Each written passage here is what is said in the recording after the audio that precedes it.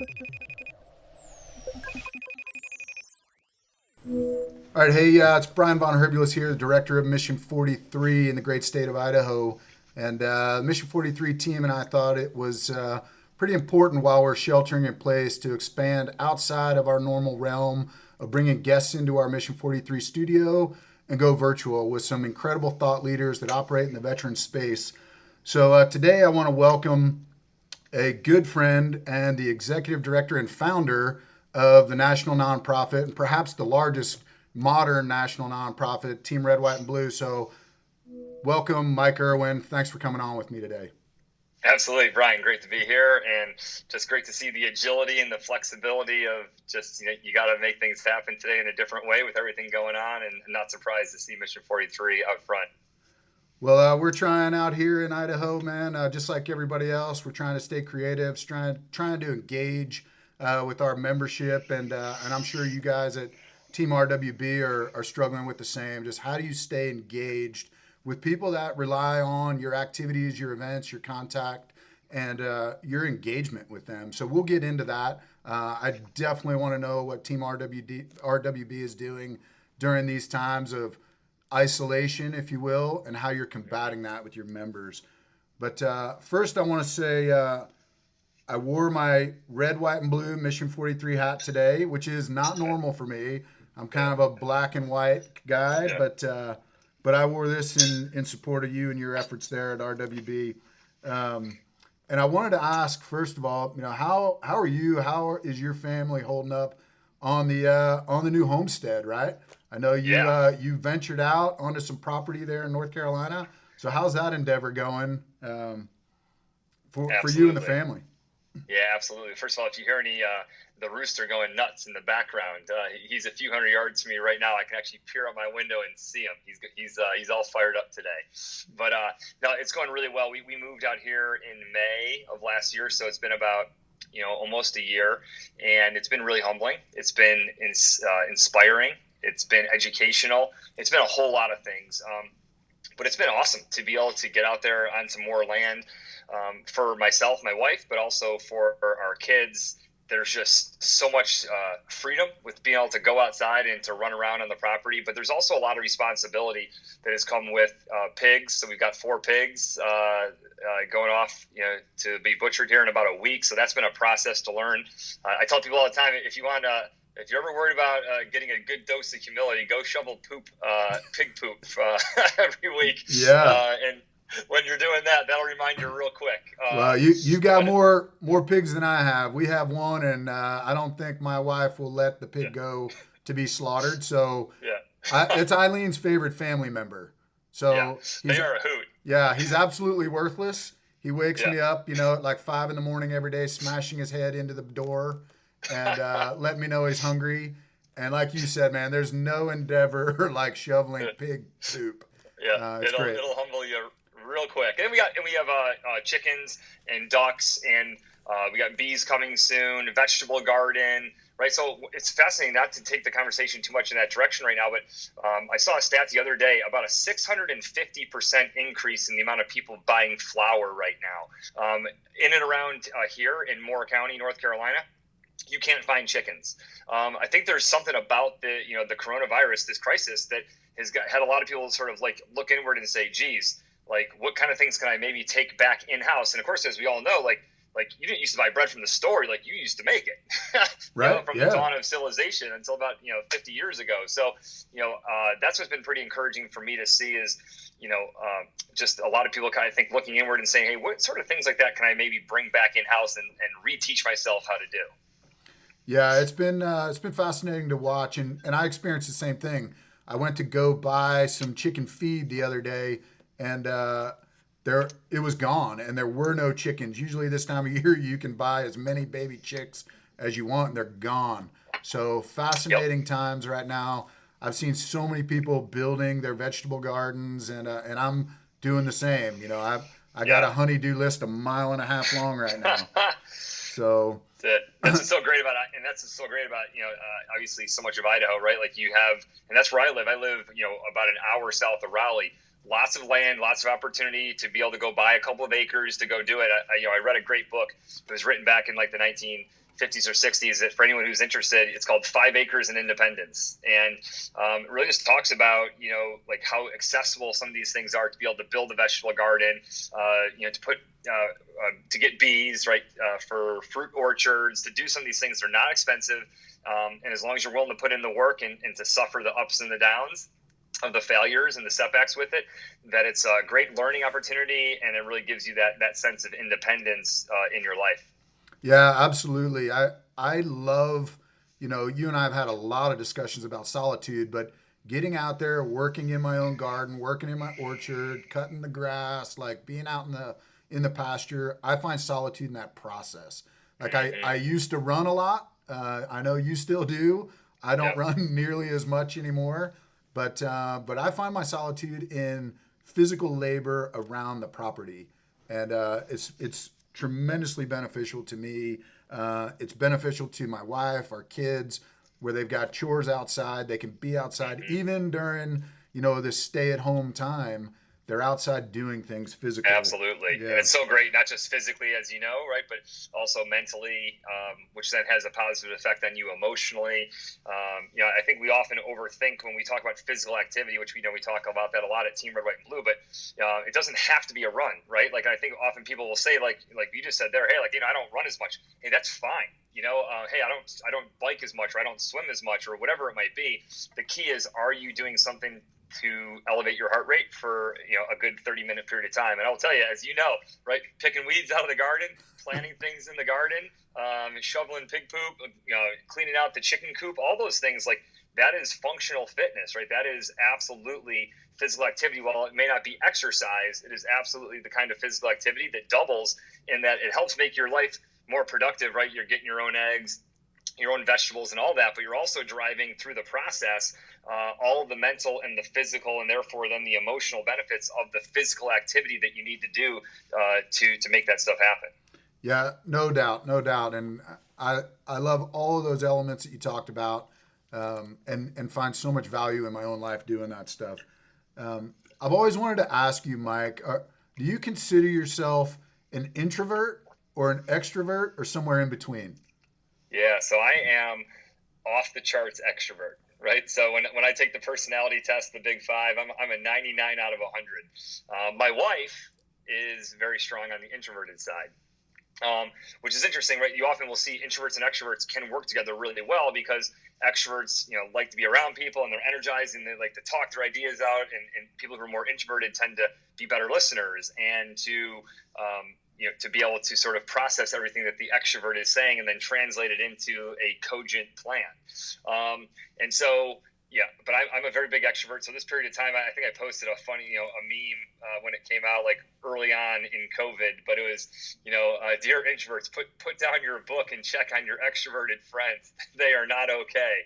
I do think that when we think about isolation or separation physically, like, there is definitely differences from our personality types. I was just the other day, I had a podcast interview with Shane Kimbrough, Army veteran who commanded the International Space Station 3 years ago, and they were doing quarantine like long before it was the in vogue thing. They know all about like isolation and only being able to see a few people and live with those people for a long period of time. So it was a great interview and a great conversation that we had. But we did talk about a little bit of this idea of personality, and that there are people who are more introverted who I think are probably on the average on the bell curve thriving more than those of us like myself, a big extrovert who drives energy from being around people. So I love the chance when you say, hey, you want to do a podcast, or do a Zoom, a discussion here. I'm like, yes, absolutely. Sign me up. Yeah, we've had a lot of discussions about that at Mission 43. We've got team members that are uber extroverts and they're struggling right now. And then we've got the introverts who are kind of like, I could operate like this all the time.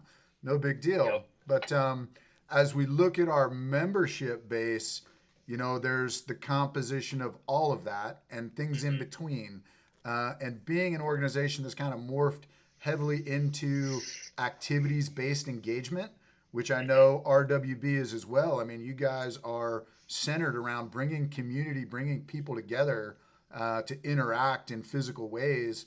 What are you seeing as the impact, and how have you responded to your membership and trying to continue to engage with them, Yeah. especially these extroverts that need that energy Yeah. where they were getting that from your activities?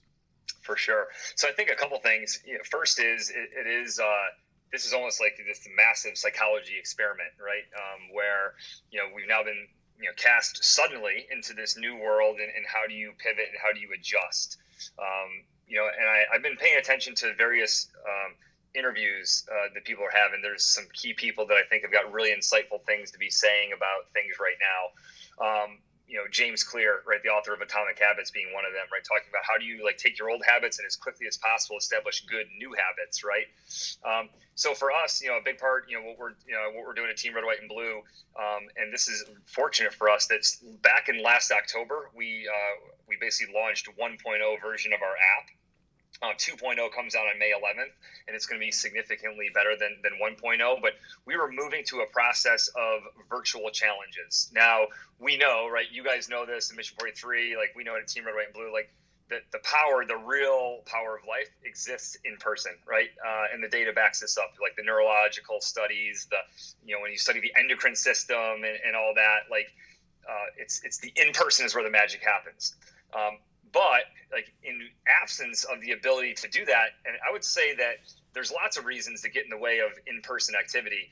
Right now it's the coronavirus, but frankly, it's been mounting for a lot of people, just the speed of life, the pace of life, the amount of things that they have on their plate, the inability to separate themselves from work, from home, right? There's all these factors that for Team Red, White, and Blue, starting as early as 2015, we started to see essentially the number of our members coming to our in-person events basically plateau, right? And in a lot of chapters, it actually started to decline. And part of that was, there's various reasons. So sometimes we didn't have the right leader in a location, but a lot of times the answer was that people no longer were living in 2011 and 12 where they would drive 15 or 20 minutes to go do an in-person run with other people, right? Because they had something happen, right? In their work life, or they traveled a lot for work, or they had kids sporting events to get to. There's all these things that basically superseded their ability and or desire to go to an in-person event. So anyways, that's all just to say that we've been building this ability to engage with our members virtually for the past couple of years now, and it's finally getting going, and it's really exciting. Not just for this period of April and May when we know things are really off the tracks, but even into the future. I'm a believer. Again, predictive analysis. You know me, Brian, from my time in the military. I was an intelligence officer, so I spent a lot of time thinking predictively. My predictive analysis is that for a lot of people, until there is a vaccine, they are going to have still this wary relationship with interacting with people, be it shaking hands at church or riding mass transit or coming to an in-person event and giving people hugs. I think that we're going to see the tail on this is probably 18 months long, where it's gonna, and maybe in some cases kind of like post 9/11, the TSA emerged from that, and our travel lives are forever different. For a lot of people, I think our lives will be forever different after this. And so thinking about how we engage virtually, like this conversation, and how we can make meaningful virtual engagement, I think is something that every organization needs to be thinking about right now. Yeah, I completely agree. Things will be different, and it's how we respond, it's how we continue to connect that will be important. But we're going to have to drive this in different ways, and I think your progress, your movement towards an app, still allowing your members to engage with you, will be vital to success of your organization. You're on the cusp of leading that charge. We've actually been having discussions about the same thing. We're heavily event centric, but I agree we will see a decline in the number of members that come out for a period of time. Will they come do our 9/11 Miles of Remembrance run? Will that be our big community gathering annually, or will it have to be something else?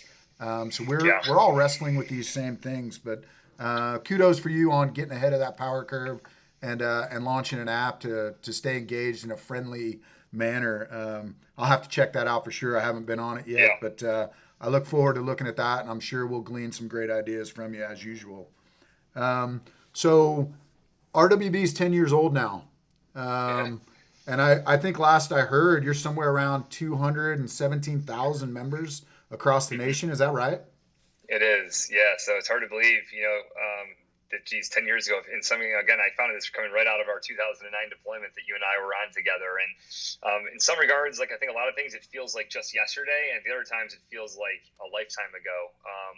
But yeah, we're at 217,000 members. Like every organization, there's that challenge of engagement. Like, how do you get as many of those, 217,000 as possible engaged? And we're looking at our data, we're at about 28 to 30,000 or so, that are pretty consistently engaged. And again, a huge part about this is that our model has been evolving over the past, year or so.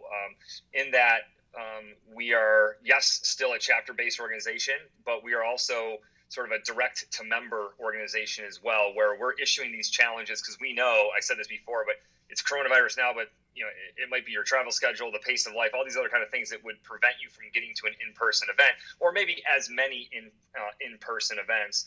And so that's where a lot of our growth as an organization has come, specifically in rural parts of the country where there was never a Team Red, White, and Blue chapter to begin with. And so now we've got a lot more veterans that are, in places that were never really actively involved in Team Red, White, and Blue because there wasn't a chapter for them to go to. And now we're doing these physical challenges, which is great. I mean, we have states competing against states. Soon it's going to be the Army versus the Marines versus the Air Force, right? And so we're really harnessing the power of that military and veteran identity to basically create competition. And I talked to General Petraeus about this on a podcast a month ago or a couple of weeks ago. But veterans thrive on competition, I think, more so than even the average citizen. And so, we're thinking about how do we do that to not necessarily gamify physical activity, but being that you no longer have to do it for your job like you did when you were in active duty, how do we awaken some of that energy, right, that comes with smack talking and with competition of a couple of people versus a couple of people, squad versus squad, battalion versus battalion, that kind of stuff. And that to me is really exciting, and that's a big part of our growth, again, has been that we are now engaging members in lots of places that we just had not been engaging them before. Yeah, I watched your discussion with General Petraeus, and I found it fascinating when he said, "Life is a competitive endeavor, and Mm-hmm. just embrace it." Like that. That we're humans. Yeah, We have a competitive spirit about us. At least most of us do. So you got to embrace that and get after it. And it's okay to be competitive. And absolutely. yeah, I loved when he said that because I mean, you and I have both been around hyper competitive people growing up Yep. in the military. And how do we carry that on in life? Because we thrived on that stuff, you Totally. know? And Absolutely. And I mean, I can't say enough that that's been a big learning point, not just for Team Red, White, and Blue, but for I think a lot of organizations, right, is that there has been this big push towards being more inclusive, right? And finding ways to engage people and not necessarily scaring people off. So you think about, from CrossFit, for example, right? There's always been a big push in CrossFit of look, it's not about bloody hands and that yes, you can scale it, but at the end of the day, there is a certain element of that competition that draws a lot of people to CrossFit, right? And the list goes on. And I think when we look at Team Red, White, and Blue, we have relearned the psychology of competition for the veteran community over the past couple of months in our March Madness Challenge, and we're seeing it more and more now that this is how you get people fired up, right? It's not like there's even anything at stake other than pride, right? It's not right, that yeah. you win anything. You know what I mean? Sometimes just pride is all you need. Yeah, personal pride and in being competitive. I tell my kids that all the time. It's okay to want to win. And I coach little league baseball, and that's the first conversation I have with the players and with their parents. Like, I'm a competitive guy. I Yeah. want to win. I'm aggressive. We're gonna play to win. And if you're uncomfortable with that, let me know, and I'll talk to Yeah. the league, and I'll move your child to another team. But Yeah. that's why I believe they do this, and it's good Mm-hmm. for them. So Totally. yeah, 100%. how doing that in support of our members, I think, is vital. And again, we're brainstorming different ways to do that now as we're having to be creative. And I love what you're doing. I'd love to see or know from you some of the data about how well people are responding to those virtual challenges. Absolutely. Yeah, it's at least a 2x right now when you throw in competition versus just do it, right? So It's and that's just speaks volumes about, again, that desire for, again, just a quick word on that is, like, I talked to you about this with, General Petraeus too, but like, it's not like, and then guess what, if you lose, then you lose. It's not like, it's, fortunately, unless you're in combat, right? Like, where if you lose, like, it actually means someone's life. But most of the time when you lose, guess what? You grow from that. You learn from that. You get better from that. It pushes you forward. So even like, because you're not going to win all the time, right? It's all about, like, how do you take that win and that desire to win, but also when you lose, that, hey, this is where we grow, right? When we face adversity. So anyways. Yeah, no, I agree with that philosophy. I think that best learning occurs when you do lose or you face adversity, and those challenging times is where you have personal or team growth. So fascinating stuff, man. I love what you guys are doing now and the direction you're taking it.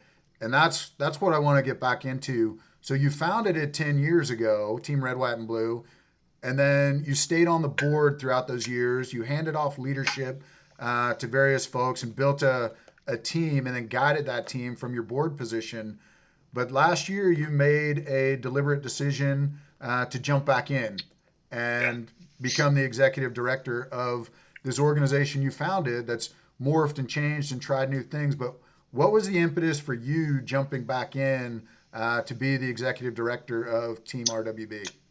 Yeah. So there's a couple of factors. So one of my personal life, I had moved out here, right, to the homestead. And so that was, a part of, things going on, and things were starting to, kind of gain some solid ground. But I founded another nonprofit that you're aware of, right, called the Positivity Project. And our mission is to empower America's youth to build positive relationships and become their best selves. And so we're about character development. We're about helping kids to be able to have a service and what we call an other people matter mindset, and then also to focus on the relationships. And that basically was 4 years old. And it was in a really good place. And I had a co-founder there.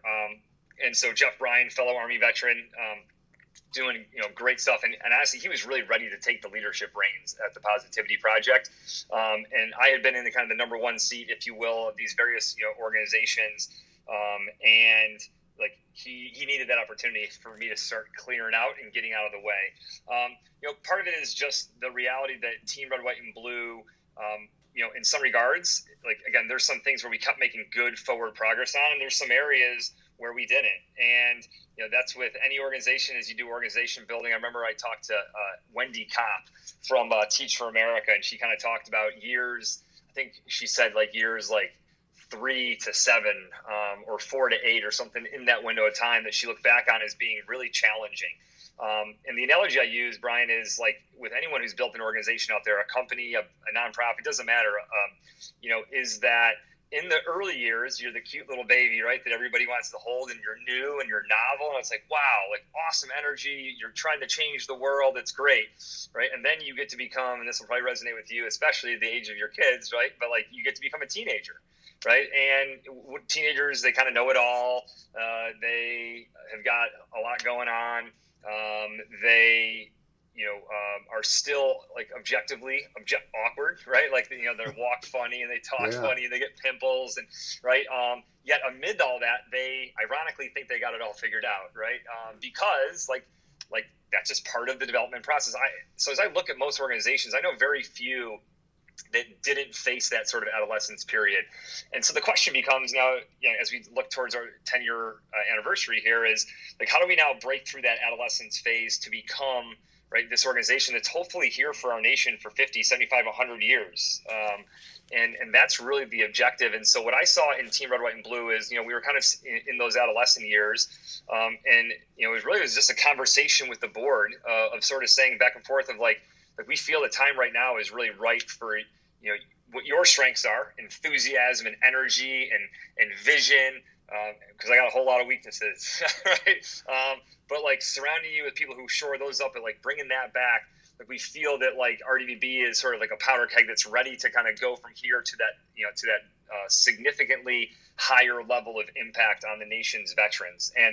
And really, as I reflected upon that got me very excited for that opportunity to step back into the leadership role to help bring us from where we've been, right, in that plateau, to now pushing us to new heights. And so it's been a journey in just the past 6 months since getting here. Of course, COVID strikes and all that, but in general, like the organization is building a lot of momentum, and there's a lot of really good progress going on under the hood right now, and you can see some of it externally, but we are making huge strides to really be that national organization, right, that can reach veterans and enrich their lives no matter where they're at. All right, so Mike, I know you've recently added a new addition to the family. So if I'm correct, you now have 5 children under the age of 10. Yes, So sir. you got your hands full beyond all of the intense work things you do and writing books and leading organizations. You're the dad of 5 children under the age of 10 who are now all being educated at home. Yes. I think what's fascinating is where you were with the Positivity Project in influencing educators and how to implement character traits and character development into school. And I want to know a little bit more about that. People are stuck at home right now. So how can they leverage what was once in the schools being Yep. provided as curriculum by the Positivity Project? How can they leverage that now as parents in their own households with their children at home? Yeah. So a couple things. So for all of our partner schools, which we have close to 600 of them, and we were profiled on national TV, like literally in New York City the day before they shut it down. So it was pretty crazy. We've had like a barrage of people reaching out, but then like the focus shifted. But bottom line is, with our nearly 600 partner schools, we've given access that parents can, basically, have access to all of our resources at home so that their child can kind of keep going through it. But if there are any veterans here from Mission 43 in Idaho that are interested, go ahead just to pausproject.org and just submit in there. Say, hey, I heard Mike Erwin talk about this, and we'll be able to grant you access.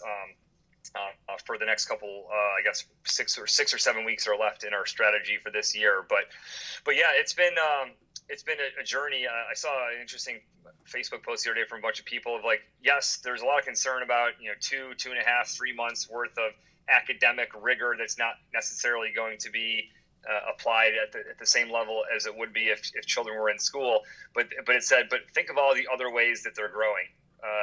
In terms of their development and education, they're learning self-control, and they're having to practice, perseverance, like around family member, like, and just went on and on about all the various things, right? So I think that as we think about, the development of a child is not like this zero-sum game.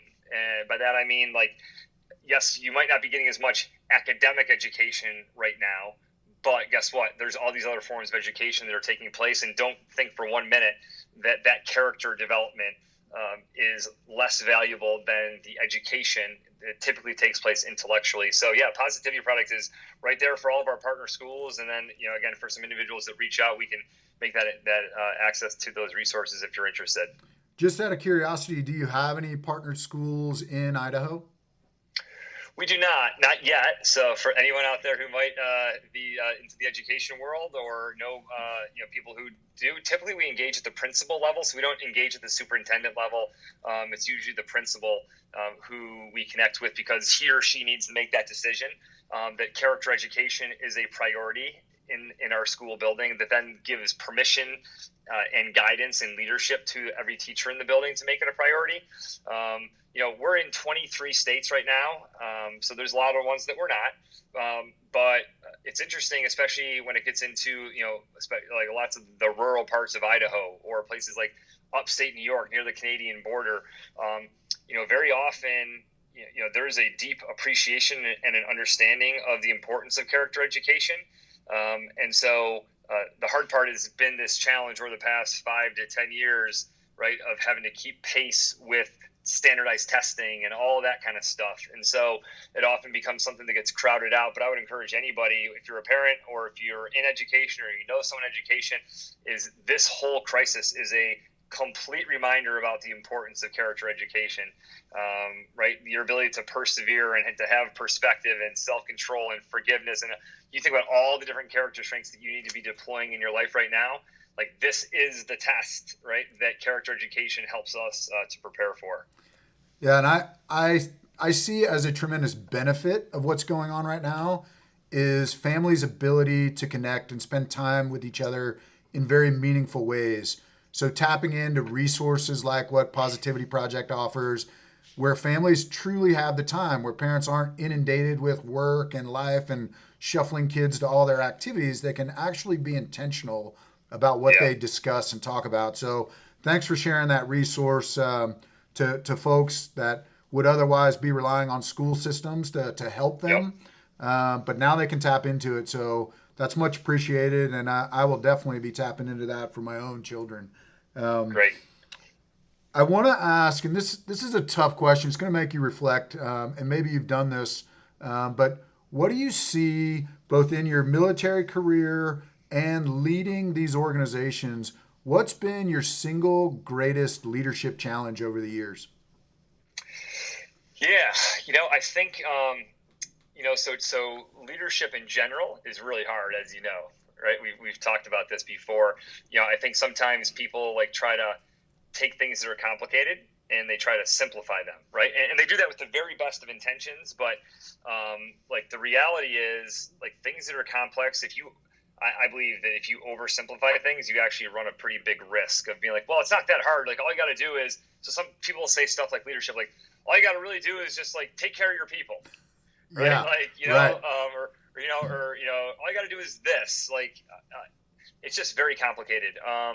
So like that's step one. I think it's exceedingly complicated in the world today, not just COVID, but even like if you think about how much more diverse the workforce is, how fast life is moving, right? So a lot of times people are having to work with people who are very different than them. They just didn't have that maybe 10, 15 years ago. Just the amount of distractions and the amount of noise that we have in our lives, personally and professionally, the intersection between our personal and our professional lives. I'm just kind of trying to provide like a frame for my answer, right? So like at the end of the day, like leadership is difficult. And as I think back to my life, it's kind of hard because like when I look at the military, right, I was never said, hey, build this organization. I was given an intelligence shop and said, make it as good as you can, right? And so like for me, that biggest leadership challenge there was like, how do you transition from garrison life to to deployment, and then deployment back to garrison life, right? So the short answer to your question is, I would answer that with the umbrella term, like transition, right? And so now when you look at the Positivity Project and Team Red, White, and Blue, I've also started a private independent Catholic high school out here outside Fort Bragg, Father Capodanno High School, right? Like at the end of the day, like these various nonprofits, but this applies if it's a business or a nonprofit, is I think the biggest leadership challenge is in the transition, and not necessarily like yourself in the transition, but how do you help to lead both the organization and the people that it serves and that work for it, right? So if you look at the layers, right? So the organization is transitioning from startup to sustaining, right? Or it's transitioning from, like, so for example, like I'll talk about this in a minute, about veterans. Think about it. We're serving a different generation of veterans right now in 2020 than we were when people like you and I, right, came out of multiple combat rotations and came out into the civilian world, right? Things have changed. And so like, Absolutely. this is why our app is so, in the mobile strategy in Team Red, White, and Blue is so important, Brian, because like the average 21, 22, 23, 24-year-old has not been to combat, right? They've grown up in this digital world. The idea that they're going to sign up and go to a website and go show up at a park and meet some random other people wearing the same shirt as them to do a run, like that was not uncommon back in 2012 or 13, right, or 14, right? And today, like that is a completely like almost ludicrous concept for a lot of people. So bringing it back full circle, like the biggest leadership challenge is, how do you think about the evolution of what's going on, be it garrison to combat, or your organization like was serving a certain group of people, right, and now it's not, or in the Positivity Project, here we are, schools, it's going great, and then schools all of a sudden, boom, schools closed. How do you support families? How do you support those children to keep helping them to do character education? So big umbrella term, leading any organization through transition is by far, for me, the most challenging on the leadership front. Yeah, I participated in the George W. Bush Veteran Leadership Program, and we're getting ready to reconvene in a virtual way, just getting our cohort back together And Derek Abbey from Project Recover is going to lead a theory of leadership session that covers a whole bunch of different theories, from servant leadership to transitional leadership. And it's going to be a fascinating topic because it's kind of bring your own experiences and trials of leadership to the table. And let's Yeah. work through, like, what did you do, or what could you have done, and what response did you get when you made certain leadership decisions. And I'm really looking forward to this session that Derek's going to lead, and I look forward to injecting some of that into our future Mission 43 leadership cohorts, which is where I want to go next. You're an active participant, and we're grateful that you come out for each one of these. You were in our inaugural cohort, and you provide the kickoff session, which we've entitled after your book, your first book, Lead Yourself First, and how important that is to understanding you, your own progress, what is important to you, and how to utilize solitude in critical times in your life. So it's very foundational. So I want you to touch on the importance of leading yourself first, and where you're going next. Like, is there a follow-on book to that? What are you working on now when it comes to leading yourself first and beyond? Yeah. Yeah. Great question. So, yeah, and it's been awesome, by the way, obviously, as you know. I'm just a huge believer in the Mission 43 model, really thinking about the states. Like, even at Team Red, White, and Blue, if you look at, one of the first things, leadership decisions I made was we moved to essentially these volunteer, like, super ego positions of, like, state coordinators, right? It's this idea about the identity that a person has is really at the state level. Yes, like in their community, but also at the state level, not a region, right? And that's how we used to be organized, was at a regional level. And I just don't think that resonates as much from a psychology standpoint. But, getting into lead yourself first, I think right now this is arguably more important than ever. There's an opportunity really as you study all the people that we profiled in the book. They didn't like harness solitude when the sun was shining and it was all good. It's like, oh, things are great out there. Let me go out and spend some time inside my own mind, which again, solitude is defined as the mind free from the input from other minds, right? So, that's not what people deployed solitude, right? They deployed it in times of adversity, in times of uncertainty. And so I think a lot of people make a lot of the jokes about, oh, well, I'm isolated now. And yes, people do have some of these, whether you have like you're self-quarantining or you have the mandatory, stay-at-home orders or shelter in place. Like there's varying, degrees of this, obviously, in, different parts of the country. But like wherever you're at, like it should not be seen as this thing, only as this thing that is getting in the way of your own self-development and your growth. And so, I think a big part of this leading yourself first in these moments, really it goes down to establishing good habits. Healthy habits, things getting you outside and moving your body. And you saw that this is what I responded, to the challenge that you issued, about like, what am I doing? Like I'm outside every day. I'm exercising every day. Like those are very, very important things. And I'm only able to carve out the time to do those by leading myself effectively. So again, I think that like all of us can really benefit from it now. And, the worst thing you can do is just veg out on Netflix for 14 hours a day or video games or, whatever. Like if you do that, like you will emerge from this, like in a like atrophied state. And if you take this time to grow and develop, like you will emerge stronger and better, right? Ready to like rip whenever the restrictions are lifted. In terms of what's next, my next book, I've been working on it now for a couple of years. It's taken a bit of a pause just with the busyness of life, but it's called Leadership as a Relationship. And really, I keep saying like, well, what's the relationship between solitude and relationships? Is that ultimately through solitude and by leading yourself effectively, the most important thing that you need to be able to decide and to prioritize is what are the most important relationships in your life, right? How are you investing in them? How are you strengthening them? How as a leader are you building them with the people that you lead, right?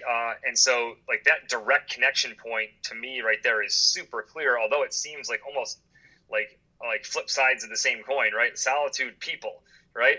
But leadership requires both. And I don't think you can do the relationship aspect of it or lots of things of it well, to include the vision, et cetera, if you haven't gotten yourself squared away first. Yeah, in order to apply leadership in your life, there have to be others engaged in that with you. You know, Hmm. yes, you have to lead yourself first, know who you are, know what you believe in, know your values, and then how do you impart those values in organizations or in moments of time where you can lead? So I think that's fascinating to tie that aspect of relationships back to where you started with lead yourself first, know who you are, figure out what's important, and then move forward in your ability to influence others. So I can't wait to read the next book. Yeah. Look forward to you getting back to that keyboard and Yeah. making that happen, man. Because it's yeah, it's going to be a good one that I look forward to reading, and I'm Yeah. sure Thank so you. many others do. Um, where do you see the value of veterans coming into play in times of crisis right now? Like, what are Yeah. you asking of your members to step up and do? And what do you see as a long term, meaningful impact today's veterans can have on the future of the country? Yeah, so I think that, and by the way, I'd love to see what you guys are doing with the food. Looks like the Salvation Army and some of the food banks there. That's awesome. So a couple things. I think that right now, I think it is important that each of us take care of our own chassis and our own mind, right? Our own body and our own mental well being. I think that's massively important. Number one way you can do that is by getting in physical activity, ideally some of it being rigorous or vigorous for at least 15 minutes of that time. But just getting out and doing that is proven scientifically to be very important. So I do think going back to that lead yourself first component, I think that's critical because then that allows you to then lead your family, lead your community, lead your company, your organization, the teams within it better. Right now, the big thing that we challenge all of our members, especially all of our veterans too, is to donate blood. So we partnered, with the Red Cross. We've been pushing it, and I don't know the exact numbers right now, but I believe it's 700-800 pints of blood. So every time you go, right, you can give a pint of blood. So that's our big push right now because we know there's a big shortage of blood. A lot of people that often give blood are 60 and older. And of course, some of the health concerns. So like they shut down a lot of the blood banks. So that's a big one. In terms of other things, we as an organization, right, is not in our core competency to organize, to lead, and then sort of deploy our chapters, on a service project like some other organizations are. That being said, like we're thinking through that right now, trying to look at like the steady state operations, essentially looking at April and May, and what can we possibly do, right? And in partnering in the local community to provide support where necessary, handing out food to low-income families that rely upon that, that the kids usually got from school, or people who are older, right, 75, 80 years old in their house, and it's not really, ideal for them to be going out to do their grocery shopping. Can you get their list, and go out and do it for them? So we're encouraging our members to kind of think less as an organized force, right, and more as like individuals. Hey, like check on your neighbor to your left or to your right and see how you can help, right? Especially if they're in that age range where they're really not supposed to be out and about. So, but I see, I think what you guys are doing at Mission 43 is, I see it on LinkedIn, is just outstanding. And I hope that more veterans, so long as they're right, safe and able to do it with proper protocol, step into the arena to serve in that way, because our communities and our country needs it right now. Yeah, I heard you once say to your members, or it was a mantra within Team RWB, that veterans were born for the storm.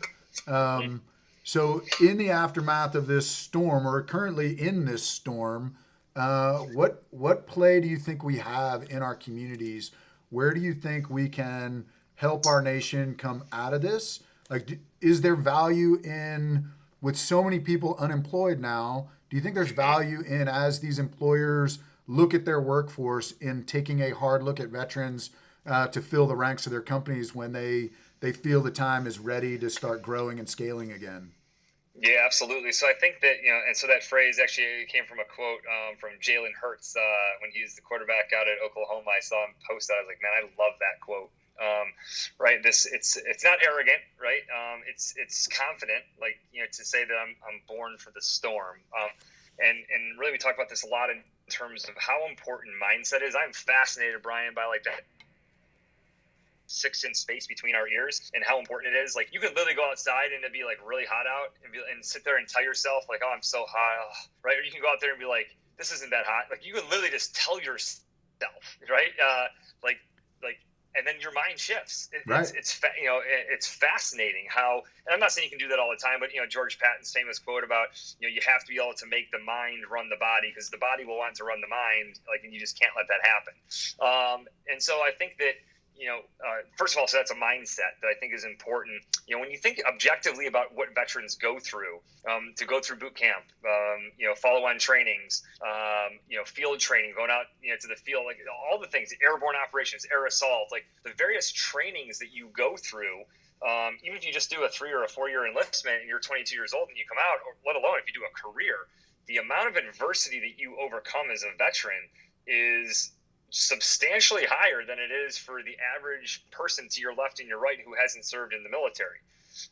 And so I think it's really important that, and our organization is trying to push this mindset to veterans, to remind them of like, look, you've been through a lot of adversity. You've been through a lot of storms in your military service, and let alone if you've been in combat, right? Then that takes it to a whole nother level. But even if you haven't, like, just the adversity that you overcome. And so I think that sort of with that adversity in your background, you can say that that's been essentially training, right, for the adversity that we face in life for the rest of our lives. So as you think about this right now, when people are panicking, when people are stressed, when people have got all these other emotions going on, they're uncertain, they've been furloughed or laid off or whatever it is, right, to be like, okay, for my case, like, and look, I was an intel guy, so I didn't get shot at that much, right? But, like, okay, I've been through more chaotic, stressful situations than this. Like, what's the most important thing you can do in those moments? Calm down, collect yourself, right? Take a deep breath, right? And then think more clearly about your next step. And so I think that employers, as they're analyzing and thinking about, the kinds of people who are going to thrive in this post-COVID world, which again, like we talked about at the outset of this podcast, it's going to be different, right? And by the way, like, it's not like this is the last time, that something like this is going to happen, right? Yeah, sure. It could be, it could be something else in 3 or 5 years. Like, and so at the end of the day, like, building, an organizational culture and bringing in veterans, like, that's a great place to start if you're thinking about how to build a more resilient, more adept to adversity organization. Should we be encouraging more veterans to step into the political arena? Yeah, I think when you look at veterans, right, objectively, I think like the military has like the highest rating of just about any institution, right, from government officials to medical to lawyers to, there's some of them that have got like a 15% approval rating, but the military, I believe it's like in the 75 to 80% range. It's a pretty high number of people that have confidence in the military. So if we look at some of the biggest crises areas, like political leadership is obviously one, I think, at the very top. So yeah, I don't think it's like taking too far of a leap to say that we should look for more veterans. And there's various initiatives. I was involved in one called With Honor. I was on the advisory board there, a PAC trying to help fund veterans on both sides of the aisle to get elected. Right. I'm less interested, honestly, in the national level stuff, the Congress, the Senate, and all that. I think what's really important is getting involved in, as much as possible, your local school board, your local council, state House of Representatives, right? Places that are local that aren't seen as like, as important as the national level stuff, but it is actually more important because you're having this direct impact. Because guess what? People don't care if you're a Democrat or Republican. Like, they got to have their trash taken out on Monday morning, right? Like, yep. And you got to find that local level leadership. So I think at the state level on down to our communities, that's where we need veterans, I think, to take a hard look at it and see if they're ready to step into that arena. No matter what, it's chaotic, right? People are going to attack you. People are going to belittle you and say you've got an agenda and you're using this as a stepping stone. There's going to be all those, critiques that are out there. But in general, I think that's where we need veterans looking to lean in as soon as possible. So, Mike, I'll ask you kind of one final question. What are you reading right now? How are you expanding your own mind? Mm-hmm. So I'm reading a couple things. So One is, and this is a book that I read generally every year. It's called The Alchemist by Paulo Coelho. A lot of people out there probably heard of it or read it, but if you've not, even if you've read it, I encourage people to dust it off. It really just talks about the journey of life, and that when you're pursuing your personal legend, when you're leaning in, that all the failures, the setbacks, the adversity, it's there to help guide you, right? And as you think about whatever your situation is right now, maybe your business or what you're doing professionally is booming, right? Because you can't keep up the pace of demand with everything going on. For most of us, it's the opposite, right? It's the challenges, it's the adversity. And while it is hard to be in those moments, it's to be able to zoom out and to see that bigger picture, and to know that like this period of time is actually setting you up for something better, something that you were intended to pursue. And so again, I said this in a podcast just the other day, Brian, but like, imagine if people are using this time really wisely to better themselves, to get smarter, to reflect, to visualize, to dream. Like, we could see a renaissance, right, of like amazing organizations and ideas and things that happen from this period of incubation, right, where you've been forced to not be batting down balls everywhere, but actually to just focus and to think and to reflect. So like, I'm bullish. If I was like an investor, I'd say like, I think there's going to be some brilliant concepts and ideas that emerge from this crisis by, as early as like the fall and into the winter of 2020. I think that the other book that I'm reading right now is called Blue Ocean Strategy. And if you ever heard of that book, it's a great book about this idea that organizations think in terms of establishing a competitive advantage. But really the emphasis in this book is that you shouldn't be trying to establish a competitive advantage. You should be essentially thinking about how do you get out into the blue ocean. They talk about blue oceans and red oceans are super, we talked about competition earlier being a good thing. That's great. But they also talk about like, if you want to like really thrive, you got to get out in front of the competition, and you got to create something so that your only competition is yourself, right, for a period of time. And then other people start catching up to you. But by the time they catch up to you, you're already ready to go, to go forward again. So you kind of think about the Amazons of the world as always being out there in that blue ocean. And it's been fascinating from a standpoint of thinking about that from the various organizations that I lead or that I'm a part of or I'm on the board of directors for, and thinking through like, how do you not stay in that competitive red ocean? How do you push beyond it, right, with big, bold ideas that can be executed? To me, that's like the big takeaway from this book. So that's the big book on top of The Alchemist, those two that I'm reading right now. Yeah, no, thanks for sharing that. I know people are looking for the things to read and things to expand their own mind. So appreciate you sharing. We've covered a lot of turf, Mike. I really appreciate you, your time. I really consider you a thought leader and just a great person. So I love what you're doing at Team RWB, and we really look forward to having you back out here in Idaho to participate in our next Leaders Fellowship cohort. So we'll see you hopefully soon out here in Idaho. And again, man, look forward to you bringing that positivity and your great messaging about leading yourself, leading others, and how you really move forward in life in a positive way. So you are much appreciated, my friend, and thank you very much for your time. Hey, absolutely. It's great. I love the conversation, and hopefully added a little bit of entertainment or some perspective or value to people. But you guys are doing great work out there. It's an honor to be able to support it in some small way, and looking forward to hopefully seeing you soon. And either way, staying in touch and following all the great things that veterans out in Idaho are doing. So thanks a lot, Brian. All right, Mike. Take care. We'll talk soon. All right. Take care.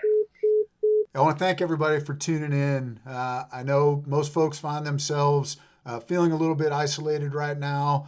So I want you to reflect on what Mike had to say and his perspective on positivity, leading yourself first, and really emboldening your relationships with others while we find ourselves sheltering in place right now during this COVID crisis around our country. Use your time wisely, stay healthy, and reflect on what's meaningful in your life right now. We look forward to continuing this series of bringing veteran thought leaders from around the country to you, our listeners, and we'll bring it back again real soon.